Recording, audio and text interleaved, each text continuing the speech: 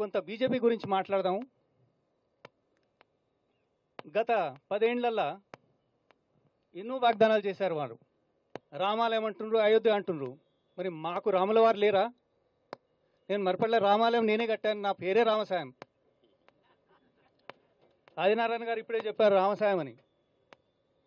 నేనే రామసాయం. వారికేనా, మాకు లేదా? అందుకొరకే బీజేపీకి ఓటేసి వేస్ట్ అని నేను అనుకుంటున్నాను. అలాగే కొంత బీఆర్ఎస్ గురించి కూడా మాట్లాడతాను.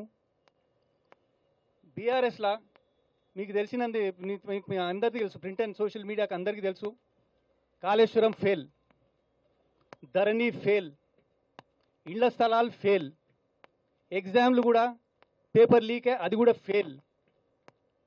10 ఏళ్ళు ఉన్నారు, మరి ఏం చేశారు? 5 ఏళ్ళు, లాస్ట్ 5 ఇయర్స్లో ముఖ్యమంత్రి బయటికి కూడా రాలేదు ఇంట్లో నుంచి.